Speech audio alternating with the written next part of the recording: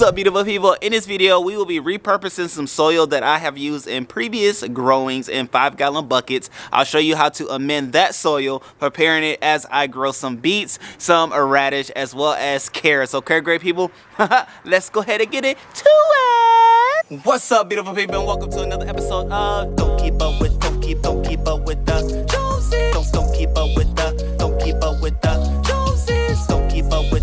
Don't keep up with the Joneses.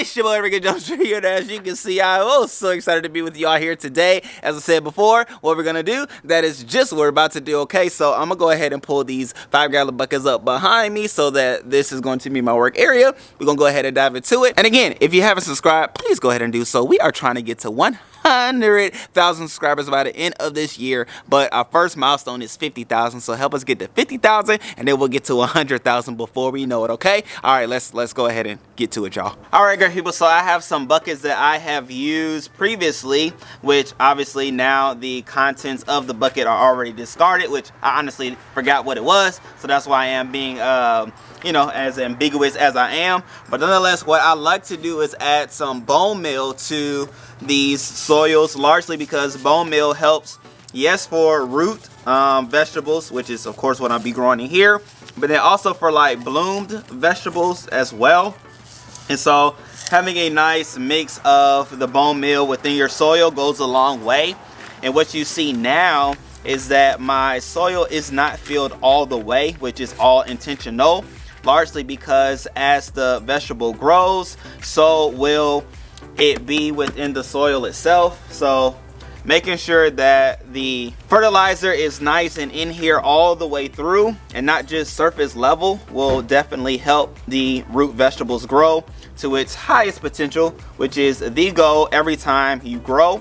So getting in there from this phase is always key. Starting it halfway and then adding the soil in on top from there will do the trick.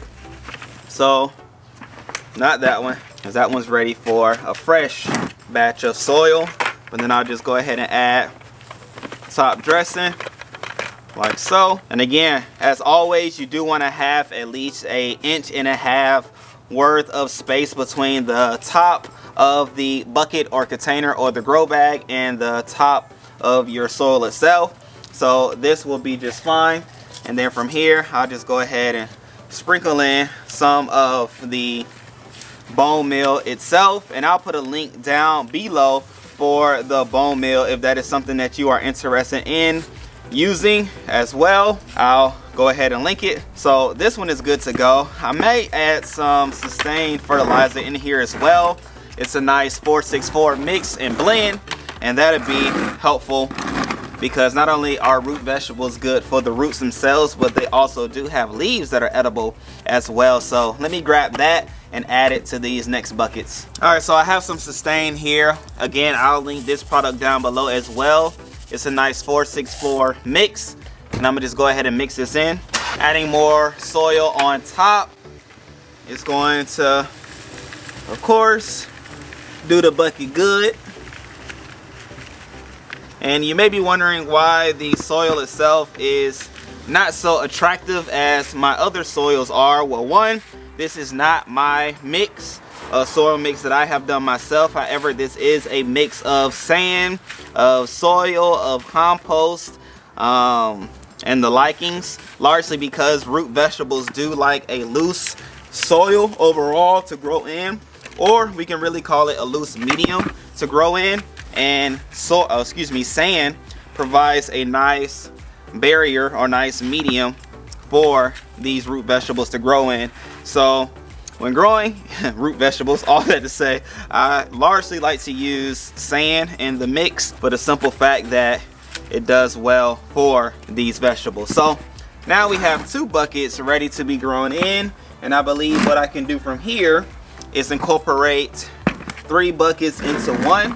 And so this one's good. Let me go ahead and add some sustain in here. Again, making sure we have a nice mix. All right, add some more sustain, which is probably what you want to do. Start from the bottom, but nonetheless, this is where we are. And so I'm gonna go ahead and solidify this bucket, and then we'll go out and garden in these bad boys. Now that we're out back where they're gonna be, I'm gonna just add some water, which I am using my rain water, harvested from my rainwater barrels. And of course, we're just trying to get a nice, wet, palatable soil to grow in. Knowing that the seeds are gonna go in here, we just wanna make sure everything is nice and saturated and conducive for growing.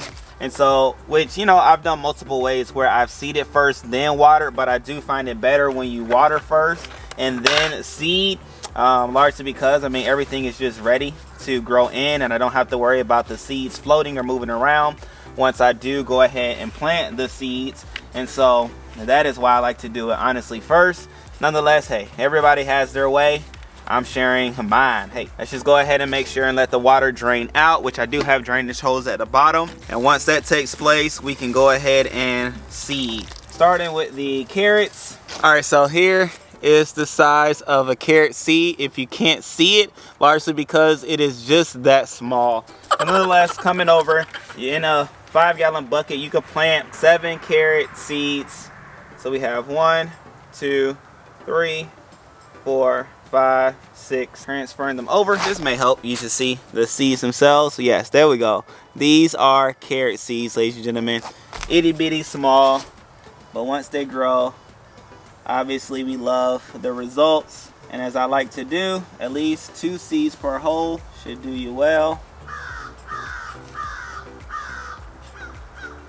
Cover these back up. Moving on from the carrots, we're gonna do turnips, which same thing. I'm gonna do a hole, hole, hole, divot, divot. Nothing too deep for these seeds. Oh, excuse me, these are radishes that I'm actually growing now. I think I might have said turnips before, but I did mean radish. Radish seeds are bigger than carrot seeds, but small nonetheless. And we're gonna just put at least 2 seeds per hole. I like to go around once, putting 1 seed in. That time 2 went in. And then from there, just backfill. They do not need to be planted deeply. They are small in stature, but once they grow, we all know they pack a punch. All right, and last but not least, we're gonna do the beets. Same concept. Let me just go ahead and put the little dents in the soil so I know where I'm planting. And if you want to grow any of these things, I'll put the links down below for the seeds.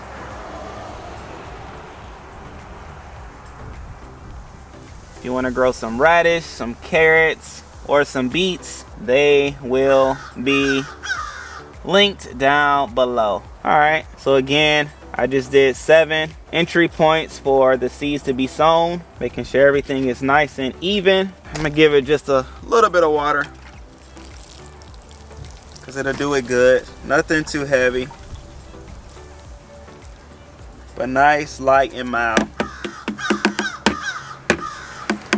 All right, there you have it, great people. We have successfully repurposed the soil in the 5-gallon buckets to be able to grow carrots, radish, as well as beets, which I am excited for them to take root. Okay, pun intended in that case. Nonetheless, for them to be able to grow. And if, as always, if you have any questions, comments, or concerns, thoughts, or suggestions that you would like to add to this video, please let us know down in the comment section below. If I don't respond, others do see them as well, and it will help us to all be able to grow together successfully and better. And I will like to add, thanks for you, Q Stay Q. I did label those, okay? Like I said, I do learn from you all. I do grow with you all. And one of the things I did want to do is label my things, okay? And that's on the front end, not necessarily just on the back end, okay? But nonetheless, that is that. We have them in the buckets. I'm excited for them to be able to grow.